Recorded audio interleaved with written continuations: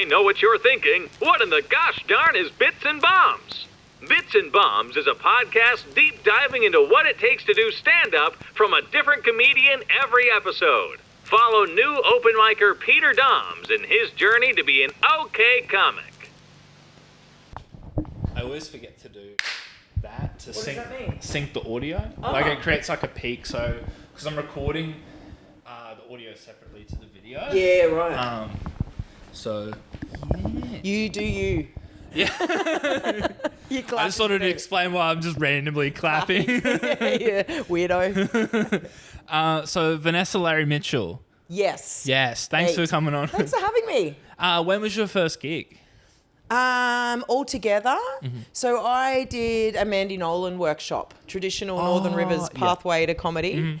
I was public speaking a lot, so I was working like teaching at TAFE and working like delivering training in different organisations. And then I did Mandy Nolan's workshop thinking, oh, this will just be a little bit of fun. And I knew you had to do a set at the end, but I thought it was just to the classroom. But it turned out to be 200 people in Byron Bay at the RSL. Shit. Yeah. Wow. I didn't sleep for weeks. I was so sick, like anxious, just freaking out. And then, I loved it. So that was 8 years, I think. Nearly 9 years. Oh, nearly 9 years ago. I think so. It'll be 9 years in December. Oh, wow. Yeah. Yeah, so you kind of went in just the public speaking, like... I'd been doing that for years. Oh, you've been doing the public speaking Yeah. for So I've been years, doing that since I was, in my early 20s. But when you do public speaking, it's that same feeling as comedy where you get nervous beforehand because you want to do it well. Yeah. And, you like, overthink it, overplan, and then you do it, and then you get a little bit high afterwards going, oh, I'm glad that's over, but that felt amazing. And I'd stopped feeling like that. So I did the comedy workshop kind of hoping to get that kick back. Yeah. And I did, yeah. Yeah. It's the drug. Yeah. So where'd the nerves come in? So the nerves probably wasn't so much about being like in front of people. Was it more about just being funny then? The nerves, I think there's a whole lot of reasons to be vulnerable when you're talking in front of people, isn't there? I mean, it's fear of someone judging you negatively, which is a constant. That's just part of the game. Fucking it up, not remembering your words, not being funny, forgetting a punchline. Yeah. All of that. Yeah. And just you're so outside your comfort zone, aren't you? Like it's such a bizarre place to put yourself in. Yeah, and it's not like you're presenting like, I guess when you're making, like it is that there's expectation of like, oh, I want them to laugh, like, and it's something you've written. So you're also and it's like, not factual. Yeah, it's not This factual. is not a fact. It's not This like is- a character someone else has written for you. You're not reading a script. Yeah. Like you're like, hey, this is what I find funny, most likely about myself, and there is that vulnerability there. Yeah, there's no recipe to it, is there? Like people are going to love you and people will hate you, but yeah. And it's like that. It's one of the few formats so you just instantly know whether or not you're doing well because When you're up there? Yeah, when you're up there. Yeah. Like, it's like, I guess, like, musicians and stuff, it's like, I guess if people aren't moving and things like that, but it's so obvious when there's just dead silence. Yeah, but see, I had a gig like that in Melbourne just the other day. I did Melbourne Comedy Festival, and one of my shows was just flat. Like, it was just, they weren't making enough noise. I can usually tell before I walk on stage if this is going to be a belter because people are all excited, they're rowdy. I get a lot of rowdy women. See the energy, like, in the... I thought they're a bit quiet, and I started doing it, and... yeah, they just stayed really quiet. So I was a little bit panicky in my head of like, fuck, what can I do? Do I speed it up? Do I slow it down? Do I move around a bit more? But then when I finished, I sold more, the most merch after the show than any of the other shows. Like, they loved it. They just were they're just a bit, not, you know. Some crowds are just real smilers. Like, but you boring. Yeah. Who wants a smiler at the show? Yeah, just smile and nod. Go to the choir. But yeah, it's really because you can tell that, like, you being on stage, you can tell that they're locked in and stuff. I guess the real indicator of doing bad is when they're not paying attention and when they're like talking to each other and things like that. Yeah, I get some talkers because my content is often really relatable to the people who come, particularly for women. Yeah. Some of my jokes, I know I have to allow a couple of moments for them to go, oh, remember when we... Yeah, you'd have a lot of shut back. Yeah, you'd have a lot of moments where people like looking at the person next to them and bump. Yeah, and that's okay. Like, that's exciting. It's annoying sometimes, but it's exciting because, they're into it. You've got They them. want it. Yeah, that's sick. So then from there, after doing that course, like... So how was your first gig? Like doing the grad show, I can imagine it was. Yeah, it was good. Yeah, like I certainly wasn't the best on or anything, but I loved it. And I knew it was funny enough, like it wasn't a flop. And then I was traveling a lot for work then, so delivering training sort of all over the place. For us, open mic comedy was only really... You'd have to come, because I'm in northern New South Wales, you'd either have to come to the Gold Coast or Brisbane. Mandy had a couple of gigs running, but not much. So we'd only get maybe 1 or 2 a month at the most. And so I did that for maybe about 2 years. I think I had about 9 months where I just didn't do anything. And then after a while, I was like, I'm going to have another crack. But I thought I'll just try and run one room in Lismore and see what happens. And that took off. And then I ran another room. And then I think after a year or so, I had maybe 5 rooms running, plus doing lineup shows. So we had some crackers. We had the Lismore Uni, Southern Cross Uni, a little wine bar thing. Nimbin, I had a monthly one. Nimbin was loose, wild, proper bonkers. And so we built up a beautiful scene around our region, and then COVID happened, and that, obviously fucked everything. And then the flood happened, and that, half our venues were literally gone. And so I'd already just started doing my solo just before COVID I'd started. Just before, just after. It's all a blur, isn't it? Yeah. 3 years ago, that would have been just at the end.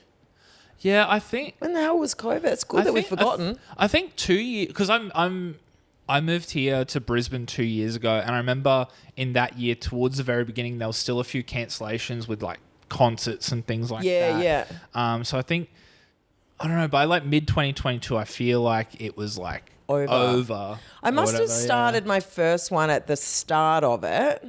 Because I remember thinking lineup shows, I'd done it, maybe it was in the middle, because I remember doing a couple of lineup shows and losing money because we just couldn't get the numbers in because of COVID. Yeah. So I was like, I'm going to roll the dice and just have a crack at a solo, because I know if I lose money on a solo, I only have to pay me. Like, it doesn't matter. Yeah. And so I did my first solo in Adelaide Fringe, 3 years ago. And sold out from the get-go and haven't looked back. It's just slowly got bigger and bigger. Oh, so Fringe was the first time you did the solo at all? Yeah. So I think I did maybe 5 or 6 shows at the Griffins Hotel in Adelaide Fringe. Yeah. And I did really well with all of them. And then that year, because of COVID, we couldn't do many shows. Couldn't do many shows, but I just kind of pumped them out where I could. And then the year after, I did a bit more. Then after the flood, I was still working part-time for an organisation. And after the flood, it was I'd lost pretty much everything. So it was just stressful how do you go to work when you've got to build a house? So I quit my job and just thought I'll just do my solo show and it's going to be fine. Yeah, that's awesome. Because I did Adelaide Fringe for the first time recently, and it was tough. Yeah. Like, I found it so hard to move tickets, even like through like the Tixel, like the promo ticks, like giving the tickets away. So, as a solo or a split show? A split show. Yeah. I reckon there's value in doing a split show to get yourself ready for a solo. Yeah, but I reckon a solo is an easier sell. Yeah. Because in a solo, it's easier to find what's my target market, who's my people. Yeah. Yeah, that's true, actually. And you kind of like, because we just had I think our show was called like Having a Crack or something. Yeah, that was our split bill. And I guess it's hard to find what to market because we both have 2 different sets of material and would relate to different people. So I guess with a solo, it would be easier to market to specific. Yeah, and to choose a theme or a something that's going to attract. Yeah. I think that's the hardest thing. I think especially for, no offense, but white men, there's so many white dudes on the list of, so how do you make yourself stand out? Yeah. Amongst all those people. Absolutely. Yeah. It's one of those things where I'm mindful of, but I don't want to be like, it's hard to be, you know what I mean? It's so No, it's hard. We feel sorry for you, white man. You poor things. Must be awful.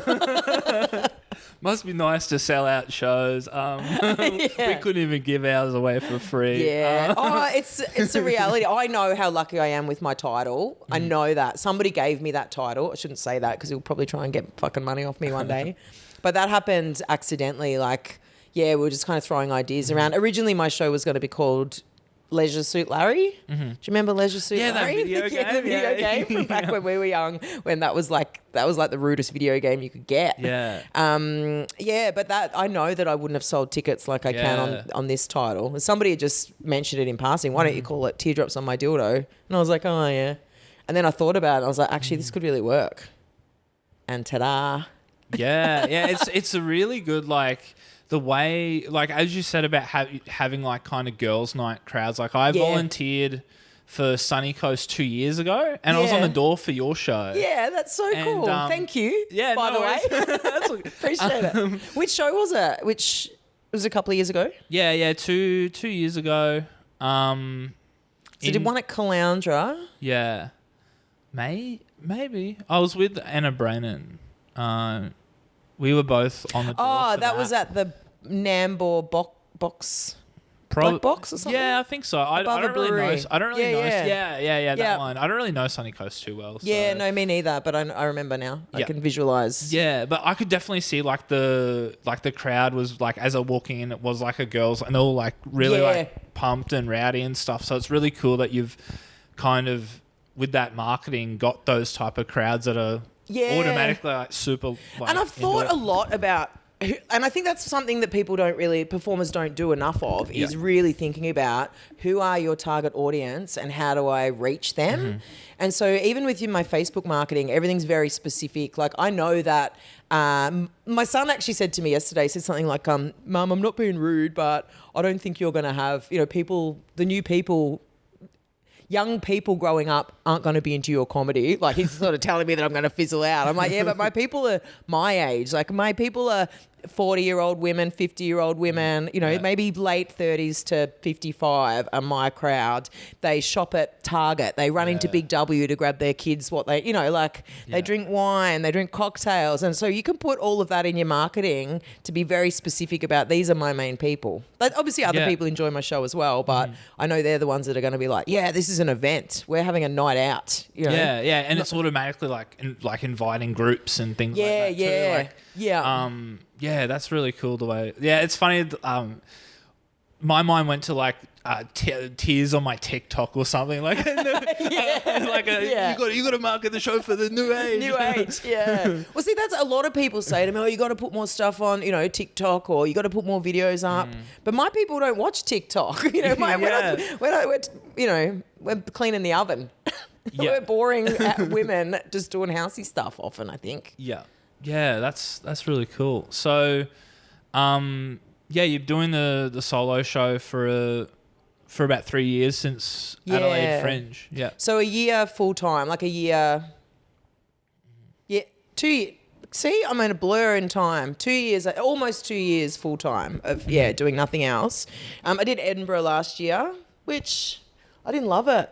Oh, really? Is that one of your dreams? You're like, fuck yeah, I want to go to Edinburgh. Yeah. I think because it's like I've just heard it's so hard and expensive to get accommodation even there, right? Yeah. It's just overwhelming. I'm a bit of an extrovert, introvert. Like, I love and then I'm like, right, retreat. Stay home, I'm the same. don't come near me. Yeah. You can't retreat when you're in Edinburgh. Everything is just noisy, busy. Some comedians love it. They run from gig to gig to gig. I'm like, fuck that. I've done my solo. Good night. I'm staying. I'm laying in the bed for the rest of the day, trying to recharge. Yeah. How long did you? It's a month. A month of Edinburgh. Yeah. Yeah. So I think I had 2 days off in the month, 2 Mondays, and that was it. Fuck. Yeah. Well, it's like, when you think of your own mental health, not mental health as in depression or anything, but just trying to stay balanced. Yeah. Just to keep those, like, the social battery and that energy. Yeah. And like, if you think of here's normal, and then when you do a gig, you're going up here because you're, I'm excited, I'm, peaking. And then you get up the next morning and you're down here because you're so tired and worn out because you didn't sleep properly. And then that same day, you got to get back up here. And then you're back down here the next day. You never get to your normal baseline. So you just feel whacked for a month. It's not good for you. Yeah, It's not absolutely. good for me. I don't think it's good for me. Yeah, that's fair. What's the most amount of days in a row you've performed at?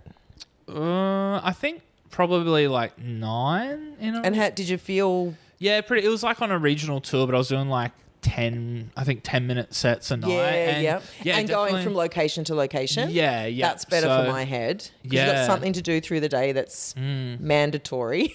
Like getting from one place to I another. found even that's like exhausting in itself too, Yeah. like checking in and checking out, Yeah. and then the commute and things like that. So it made me realize, like, I don't know if I would be a great road dog type comedian. Yeah. I love doing 2 shows, then go home. Or like this Yeah. week, I'm just doing 1 in Brisbane, go home, Yeah. done. Yeah, Good that's fair. It's good. Yeah. That's the dream. What about you? I guess, like, would Edinburgh be like your longest stint of? Yeah, definitely. shows? Yeah. So I think before that, my longest was 2 weeks. And even 2 weeks is a slog. So my son's at home with me full time. So, yeah, so I just zip away and zip back. But I think once he's a little bit older, I'll try again and do longer stints, and maybe I'll be feeling different. But I don't know. I think I'll regret it. I think I'll sign up and then be like, what was I thinking? I already knew I didn't like this. Yeah, that's fair. Yeah. And I think I prefer to do regional gigs. Like, I think what happens at festivals is you get people coming to festivals who don't necessarily want to see your show, but they're just comedy shopping. They're like, oh, we'll see that, then we'll go see that, then we'll go see that. Yeah. Whereas if I do my show in a regional area, people are like, we've booked this months ago. Yeah. We can't wait. We're inviting everyone we can think of. We're going out for dinner before. Like, the work's done before I step on stage. They're like, we are having a good night. Yeah, Whatever yeah. you do, we've already decided. We're going to have a great time. Yeah, that's a good point. Like, it's locked into their calendar. Yeah. It's like one of their, like, if you think of how their year is for events, it's definitely like It's a in the top thing. 10. It's a thing. It's in Yeah. the top 10. Like, Yeah. where I guess, like, in cities, especially like Adelaide, where Fringe, I didn't realize, like, the whole city is like just decked out, like I love in all the Adelaide, posters and yeah. stuff during Fringe. So it's like just a Wednesday night Yeah, for them, and yeah. they're like, you're like probably 2 of 3 shows. Or Yeah, whatever. they won't even remember they went. Yeah, we're like, like regional Queensland. It's like you're not, unless there's sports on, you're not really competing with anything at all. I did a show in Mount Isa like 2 weeks ago, 3 weeks ago. Yeah. And I loved it. That was an event. Everyone was Yeah. just so up for it. I have teardrops on my dildo earrings for sale on the yeah. merch table, Awesome. and they just went nuts for Yeah. them. Like the merch table went crazy.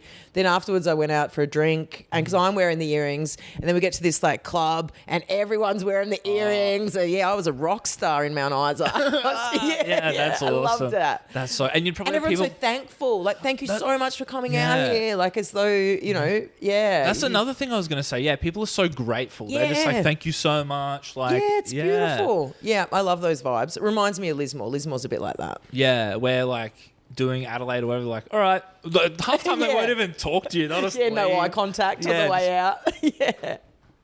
Yeah. But yeah. So, do you have a favorite regional town that you've done, or just place you've performed at?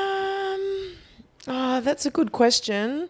I'm going back to Ballarat next week. Ballarat's got a great venue, the Piano Bar. It's about 100-seater, beautiful colours. Everything's just gorgeous, beautiful cocktails.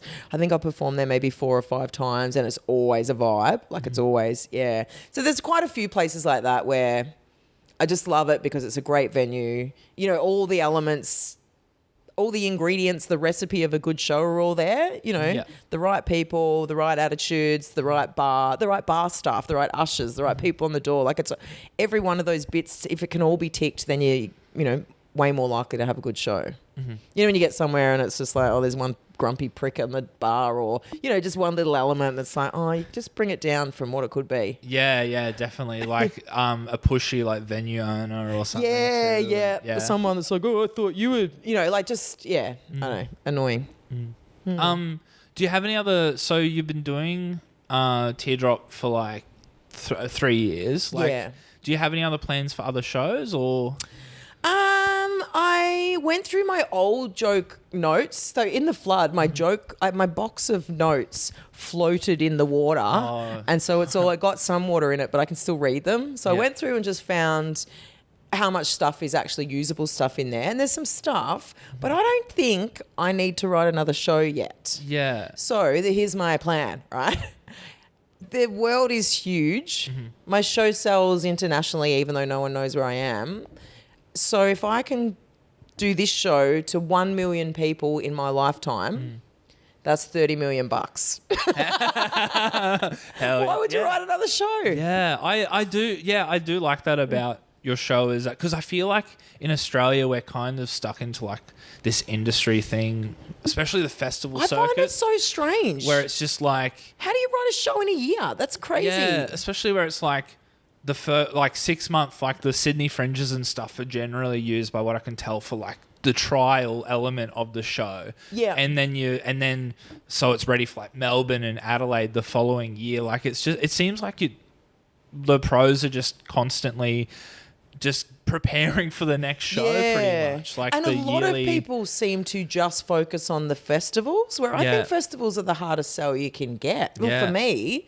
But I know there's value to building a brand and having reasons for people to come back to your show. Like, and I think that's a good reason to write a show, is just so those people who already love you have something new. Yeah. But I've got people who come and see the show 3 or 4 times, That's that just, awesome, So I think it's not just, I don't know if you got that, like, there was never supposed to be a message in the show, but there is an underlying kind of, we're women and we're allowed to say what we want, Yeah, absolutely. And so women really get excited about that and they feel like they're part of something, I think. And it's probably also a show that you can just kind of like, if you get bored of certain jokes, you can just change in new ones. Yeah. And evolve. The show itself would probably evolve. It's evolved heaps. I think the first time I did it at Adelaide, it was about 45 minutes or just over. And now I struggle to keep it under an hour. So at a festival, I've got to try and really tighten it up to get it under the hour. Yeah. And it's not necessarily new jokes. It's just that a lot of the jokes have got better or more taglines or funny shit that the audience has said that is now part of the show. Yeah, like little one-liners. It's great. Yeah, that's cool. Yeah, and like the regional stuff, I feel is such like a underrated thing to utilize. Like, if you like, in terms of like your returns, probably going to be really good on regional compared to like way better. Like because when you're doing Adelaide and stuff, you're like there's registration fees and like things like that. Your marketing's harder because you've got so much more competition. Yeah, and you won't get the numbers that you can get. See, I think the festivals, I don't want to do a show on a Tuesday to 10 people, and that's a reality of doing festivals. Even at a high, like unless you're a known act, you're going to have nights where you got fuck all people there. And it's, I don't see the value in that for me. Like, why would you do that when you could just go somewhere else and do a weekend? I guess festivals are good for people who really want to be in the industry, like doing lineup spots.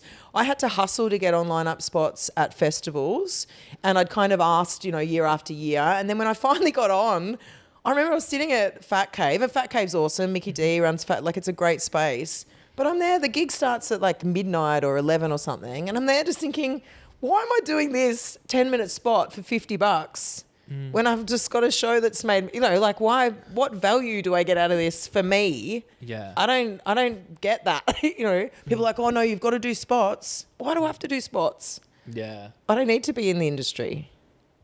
Yeah. I feel like there is, it's funny, like you got to do spots. Like I feel like there is a mentality of like quantity as well of like, and I guess it depends on what you want to be, what your end goal is, or what you want to be known as. Like, it is important for some people to be known within industry, because that will help you work the industry and get lots of club spots. And you can do, go to Perth and do the club, the big clubs, or Melbourne and do the big clubs. But knowing that my show sells well, I'd rather just do my solo. I'd rather just build my audience than have to do spots. Because the other thing for me with lineup spots is I know that a room, like a lineup room, if I do the material that I love doing, I'm not going to please everyone in the room. Yep. Like, I'll split the room, which is fine. But I'd rather just do my solo. I'd rather just do, perform to people who want to see me. And I guess a lot of those spots are kind of utilized to be like, hey, I'll be at the back like with my flyers. But you're already selling. If you're already selling at your shows, it's already like, you already have your audience going to it. It's probably no benefit in terms of that either. And I did a few spots at Edinburgh. Yeah, I did a few rooms, and it's fun, and it's nice to know that you've still got the skill of being able to do a 10 or whatever, but also just that conserving energy. If I was running from gig to gig to gig, it's too much for me. I'd rather, just focus on putting all my energy into the solo. Yeah. And because you've done Edinburgh, but you've also taken it to some other parts of the world too, right? Yeah, so I did a show in Scotland. Edinburgh is Scotland. Northern Ireland, I was thinking. Northern Belfast. Yeah. Yeah, so I did a show at a wine club. 180 tickets I sold on a $180 Facebook ad. Just bang, sold out. Yeah. And they were rowdy and they loved me. That was a really good vibe. I feel like I'm picking up on which places are my people. Like Edinburgh was hard. There was some people who was just like, oh, they are so not into me. This is so uncomfortable. But anyone from Glasgow who came to the Edinburgh shows, if I talk to them afterwards, Glasgow people are my people. So I can't wait to go to Glasgow. I'd rather go to Glasgow and just do a spot, quick show than do Edinburgh again, I think. And I did a couple of shows in London at a little comedy club there. Oh, yeah, sweet. Yeah, that was cool too. Yeah. Yeah, cool. I spent $50 on Instagram ads and got no return during Adelaide. Yeah. Yeah. So I've stopped using Instagram for ads and I only use Facebook. Yeah, okay. Yeah. And even then, just making sure, like, if my ad is not running well, I go back in, and sometimes Facebook will just change things, like change your demographics or whatever. But yeah, be very specific with all that sort of stuff. Yeah. Haven't you actually also run like marketing courses for shows in particular? Yeah, the flying solo one. So just about just all the stuff that I've learnt along the way of all of that, finding venues, making sure your venues actually match your target market as well. So I think that's something that some people will think, I've got this great show, I'll do it in a theatre, without realising that their people aren't actually theatre goers. So I find that my show sells better in a theatre than it does in a comedy club. Yeah. Which is weird because it's comedy, but the people who come to my show aren't necessarily people who go to stand-up comedy. So it's a whole different mentality. Yeah. Yeah. And thinking about your target market with all of that around what will people pay, what drinks have got to be available, all of that sort of stuff. It's so, it's all part of the big... Yeah, I literally would never consider like any of that. Yeah. And I'd rather pay, like... I also know that a theatre show looks better for my show, so it helps me promote the next shows. Yeah, high quality sound and lighting and all of that sort of stuff. Whereas you might have people who do a stoner show, and their stoner type show it's got to be in somewhere like a dingy little cool funky room. It's got to be cheap entry. That's because that's what those people are. Yeah. You got to think about all of that, or you're gonna get because it's a fucking hard game. Yeah, it's funny. I did my Adelaide gig at like a little library at like an old like building, and I'm like, now I'm thinking like, are you a library vibe? Yeah. Now I'm like, okay, maybe that wasn't the best. Yeah. But, I mean, when you start out, you got to take what you can get. Yeah, if someone offers you a room, you fucking take it. Yeah. Mine were like, cool, 30-seater, that'll do. Yeah. And that's important as well. Not taking risks until you're ready. Like, like I started. I think the first room I did was about 70. And then as you're selling them out, then get bigger and bigger, and you can take more financial risks. Yeah. But I've taken some some of the big risks. Not long ago, I started losing sleep again because I've sort of jumped to the next size of theatres. And so I had, a few weeks of not sleeping properly. And, if this doesn't work, I'm going to be eating out of bins. Like, I'm going to be in trouble. But I think that's what you do is you calculate your risks and you know when you're ready for the next bit, and you will feel uneasy, but eventually you got to push yourself to that next. So I'm doing New Zealand in June. So that was another one of these. What if it doesn't work? Oh, awesome. Yeah. Cool. How long are you doing in New Zealand for? I'm just doing 2 shows to start with, and they're decent-sized theatres in Christchurch and Auckland. And then I'm planning on going back in December. So my idea, that's my other actual marketing advice. I think there's real value in go and do one little show and then go back and do a bit bigger. Like, and then, like, say I did the Sunshine Coast and I did Brisbane, well, then you can start doing in between Sunshine Coast and Brisbane. And so your geographic network just kind of naturally ends up connecting with each other. So I know if I post a show in, I don't know, somewhere in Victoria, someone in Ballarat will comment to go, oh yeah, we saw her in blah, blah. So that natural kind of marketing happens, which is more valuable than any ad that people are going to see. If someone says, hey, you got to go see this show. Yeah, definitely. Yeah.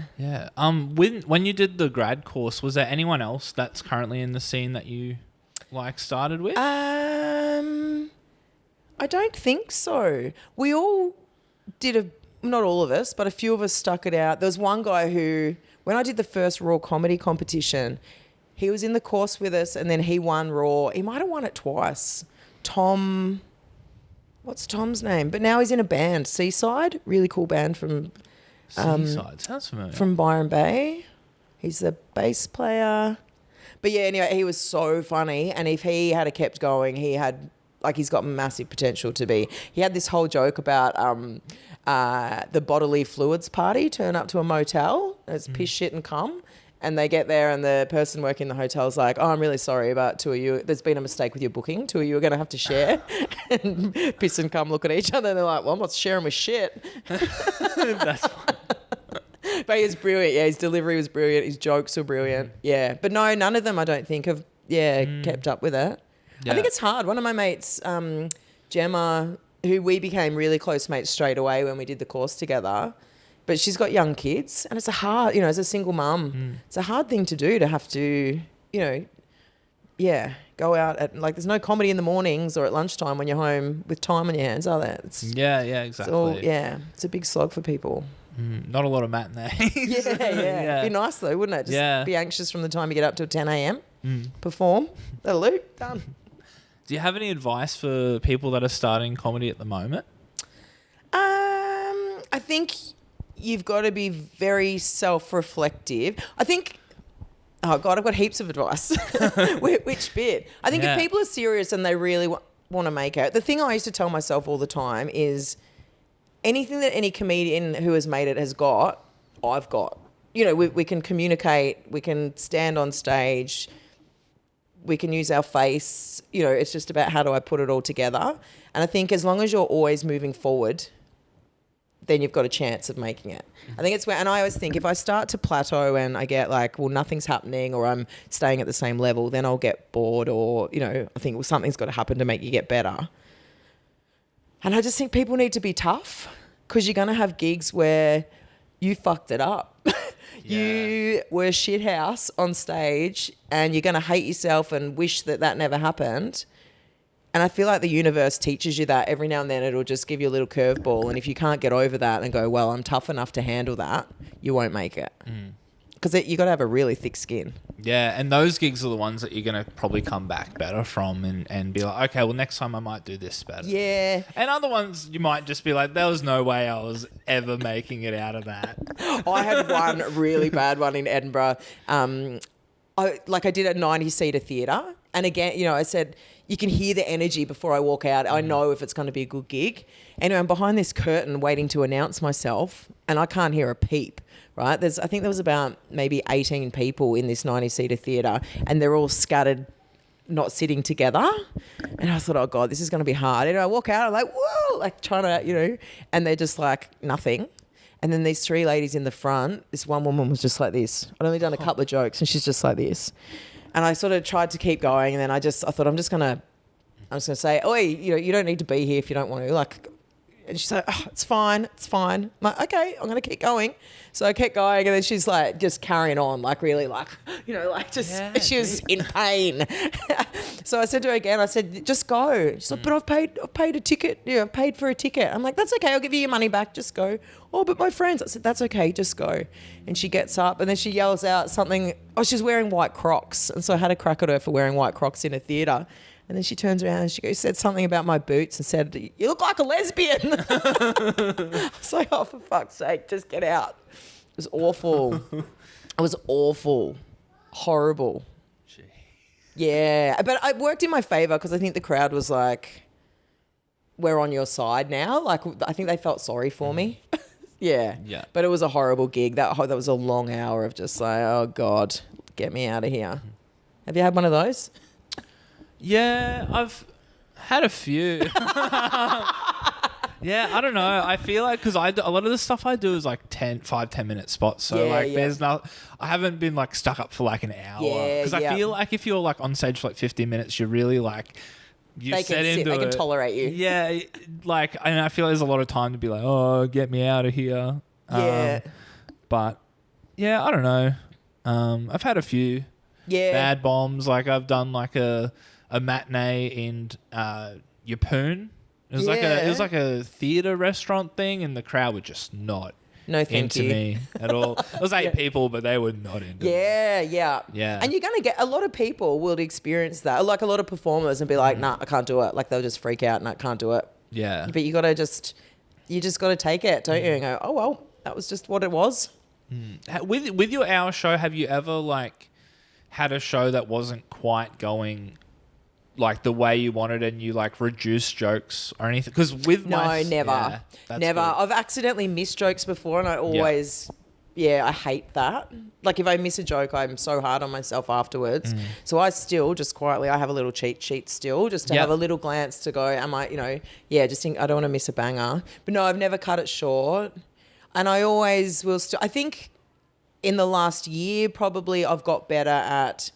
No, come on, Vanessa, you've got this. Like you can do this, and I can kind of figure out usually how to pull it back if it's not, But it's only usually the first 10 minutes where it's like there's a certain joke where I know this is the joke where this is where I have them on board. So the first 10 minutes it can feel a bit like maybe it could go either way, and then at that point it's like right now I've got them. Now we go, But it's constant. You're constantly assessing everything, aren't you? You're constantly looking at why isn't that person laughing, or why did that person just look at their phone, or and you worry about it all, and you notice everything, and it's a lot. But no, I think I've got better at. I haven't had a full, like other than that one in Edinburgh, I haven't had a full bomb for ages. Awesome. Every show is different. Like some of the level you'll be like, blew the roof off, and others you're like, that was good, like it was fine. Or not my best work, but I don't know what happened. It's probably hard to come back when you do like blow the roof off gigs and then you have an okay gig. It would feel like a bomb probably. Yeah, it does. Just like, and people can still be loving it. They'll be like, that was so good. But my heart's like not full.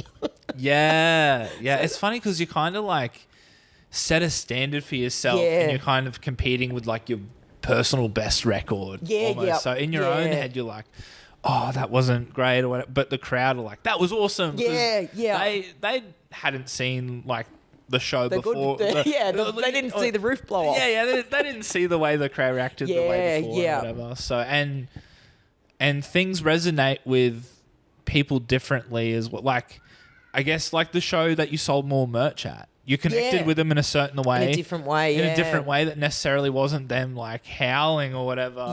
But like you've connected with them enough for them to be like, I want to buy merch. And I learn't from that show as well, because I know that I started talking too fast. So I was still doing the jokes, but I knew my timing was a bit off because I was a bit panicky. So then it's a reminder of, okay, slow your shit down. So the next day you kind of deliver an even better show because you remember to tighten yourself up again. I'm stuck in a bad habit. I'm kind of kicking it, but I'll still do it occasionally. Is like if I'm uncomfortable in a gig, like a spot, I'll like be like, all right, get me off stage. Like I'll cut a few jokes. Oh, really? Yeah. But they're the ones where it's like there's 2 or 3 people in the crowd. Like I think that's fine. It's not like a ticketed kind of event and things like that, or a paid spot even. But it's just like the open mics where there's like a few people in the crowd. Open mics can be hard. And that's what I mean even with lineup shows. Lineup shows are hard. Because you don't know what do they want?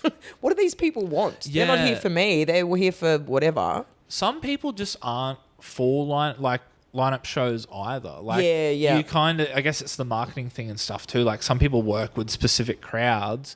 And like, especially if it's like a darker material or even dirtier material, like some crowds for lineup shows aren't just going to be into that. And I'm a swearer. Like I swear at the supermarket. Like that's how I speak. So if crowds aren't into that, I'm like, well, I don't need you to be like me. Fuck off. It is. It's hard. What's your favourite type of gig? Favorite type of gig? Do you like doing the open mics, or would you rather do? Are you going to do a solo? I want to do a solo. I'm just not sure like when, but I guess it's like you never truly. Now.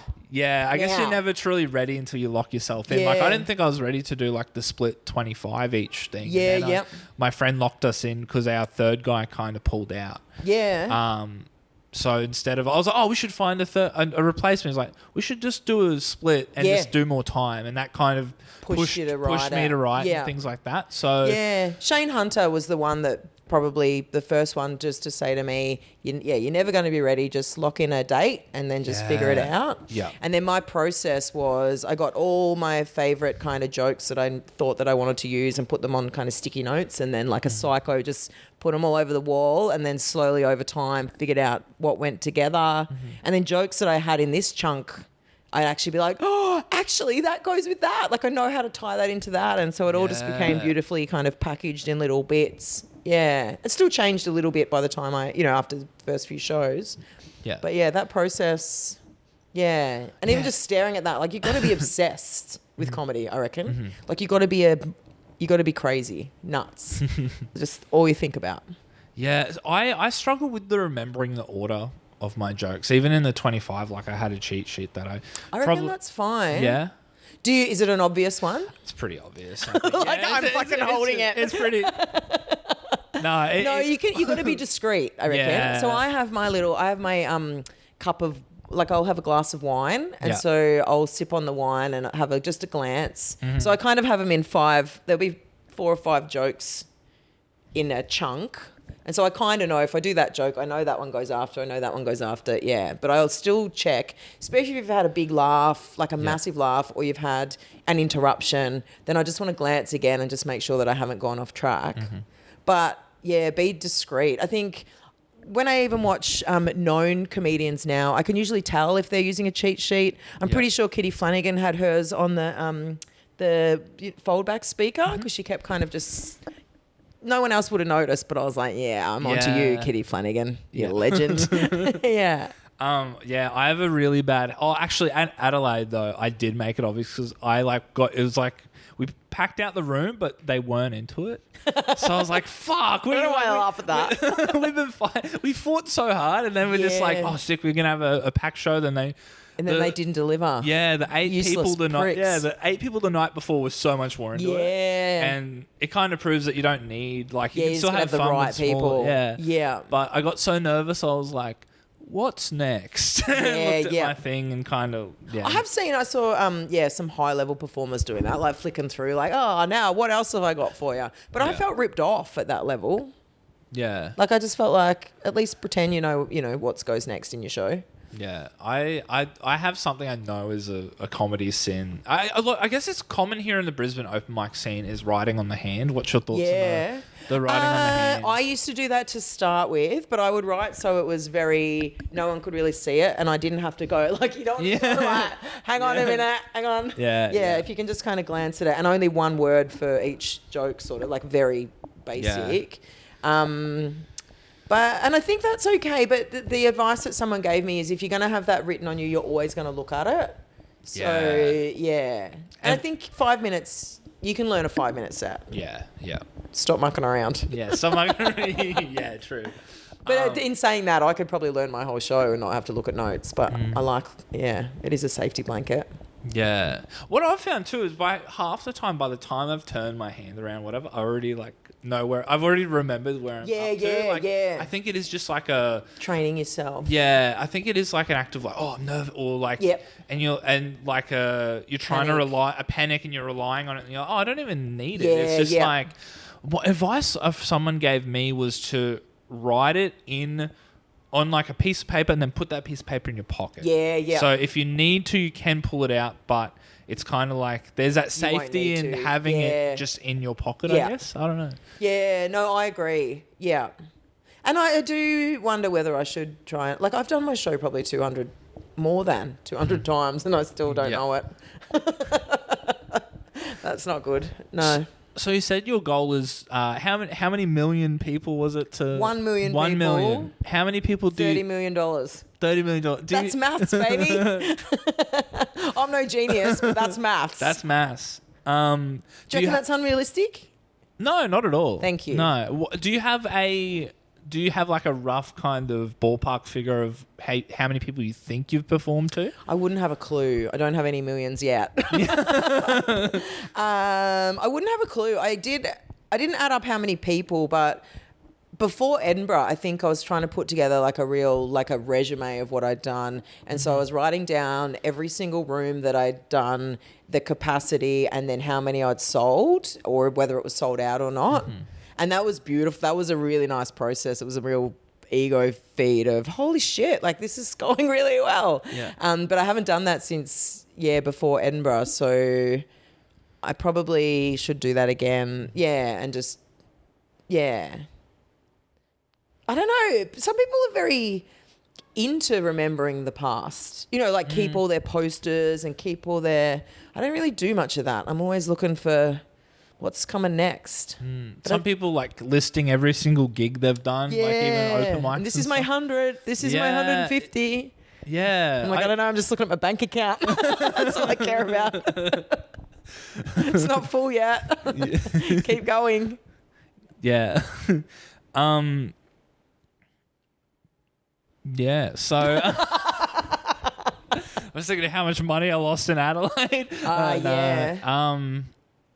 Yeah. So It's hard. what's the? I guess you mentioned like some of it, but do you have like a worse gig in mind? Like a worst bomb you've done?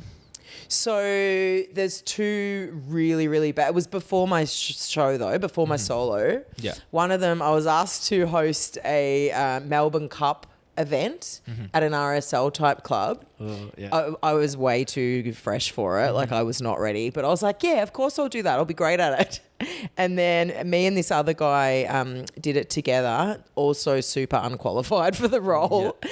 And we got there and I knew straight away. It was like old people walking in on walking frames and like just, and all I do is dirty jokes. I don't have clean content really that's, but they hated us so bad. One woman didn't even turn around. It was all like fancy dinner and everyone's got their fascinators and stuff on.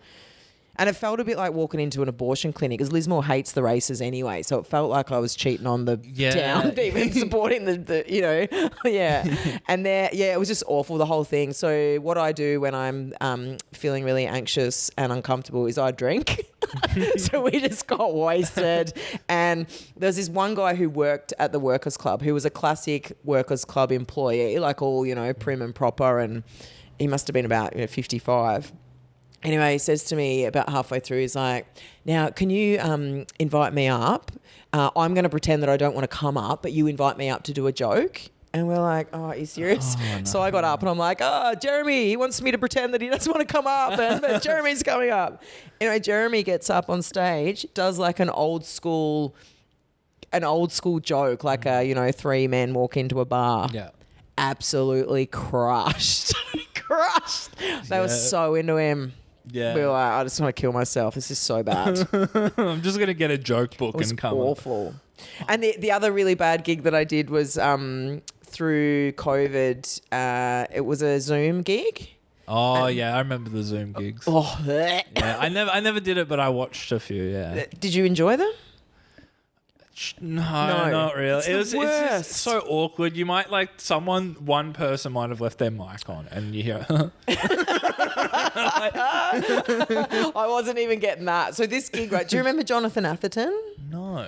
He was a veteran of comedy and he set up like comedy clubs all over Southeast Asia. He died only a few months after this gig. He got cancer and died really quickly, which was really sad. But anyway, he'd given me a few gigs and he'd asked me, so it was in the middle of COVID, it's lockdown, and he asked if we can do this gig for Zoom. It's somebody's birthday, like this rich Indian dude's birthday, and he had guests coming from India, America, like there was about 7 different countries they're all going to Zoom in from. And I'm like, yeah, no worries, sure, I'll do that. Anyway, him and his wife turn up to my house because we're going to set it up in my house. They turn up at about 10 o'clock at night and the gig was at midnight our time. So whenever people are in my house, we drink. I'm a drinker. So we're drinking wine and I'd had way too much, I was fine. Anyway, they start this event, right? And it's, the Bollywood dancing cousins are dancing in the full...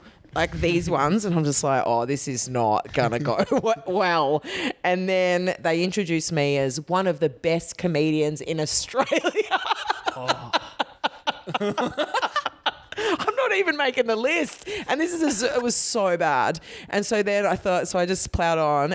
I actually enjoyed bombing this one because it was so funny. Yeah, like there's these rich Indian couples all in like traditional Indian wear, just sitting like this on their perfect, beautiful couches, like this, just.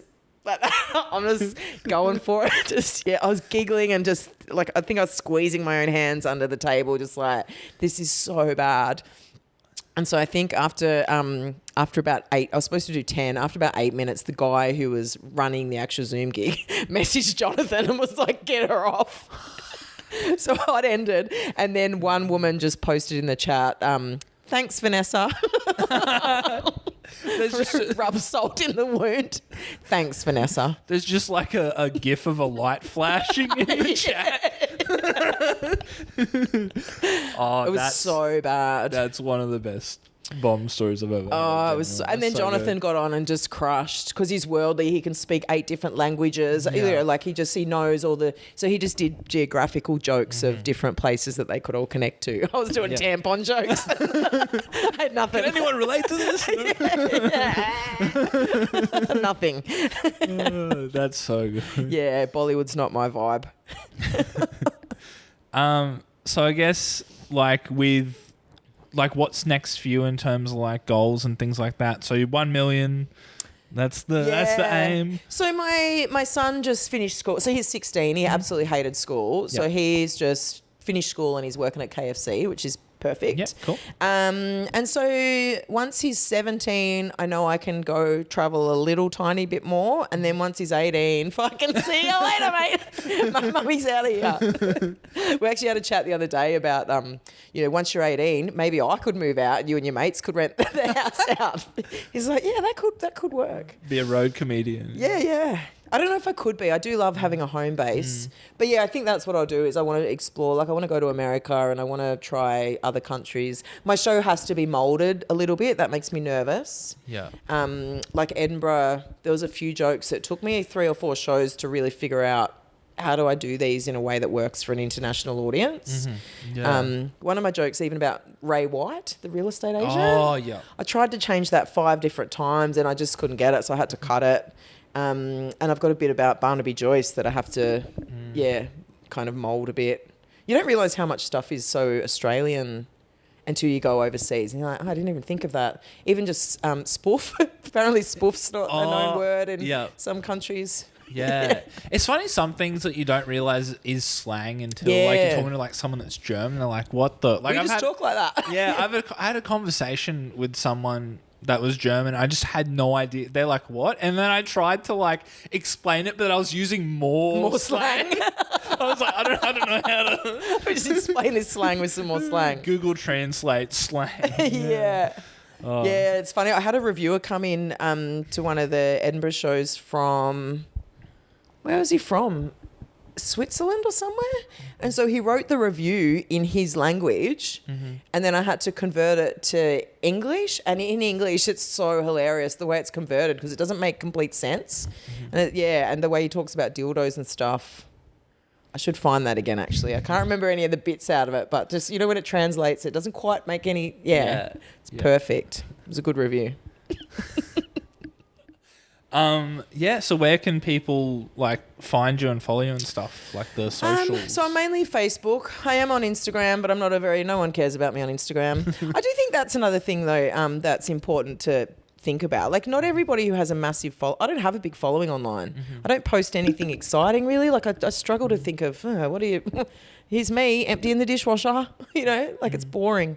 I think people get into a false sense of security thinking that followers is going to be bums on seats. It doesn't necessarily work like that. Yeah, absolutely. Yeah, I've definitely there's definitely, and even like with bands and stuff, I've seen that there's been like TikTok bands that like had to cancel tours because they sold like 5 tickets. And yet they're famous on. It's really interesting to see what the conversion is. Like, there's no definitive 500,000 equals X this amount of people, on seats. because that might be just 500,000 people that were like, oh yeah, I'll follow that. But there's people who don't leave the house who have full anxiety, social anxiety. At home. Well, there's certain comedians, like online comedians, that have more kind of. Their crowd's more just like the people that won't go out to shows and things Unless like that it's I was really surprised at what's the guy Luke Kidgel. Yeah. Like he's got but his online following is the right people that go to shows, like the 15, 16, 17-year-olds who were watching TikTok. So being TikTok famous for him works because it's his target market. Yeah, it's funny. I've been following him since he was like pretty small, like 2015 and stuff. So to see him blow up to be like one of the biggest in the country, like he is a good example of seeing the conversion for Exactly. the TikTok, Making it work. the views Yeah. and stuff like that work. I went to him because my son was into him. I'd never heard of him, but my son was following him on TikTok. So we went, and my son must have been 14 the first time we went. So he was the youngest person in the crowd, and I was by far the oldest. Like, just weirdos. Yeah. Yeah, so I'm on Facebook. My website, VanessaLarryMitchell.com. Yeah, I'm around. Sweet. Well, thanks for coming on today. Thank I appreciate you so it. much. Thanks for having me. No worries. Cheers.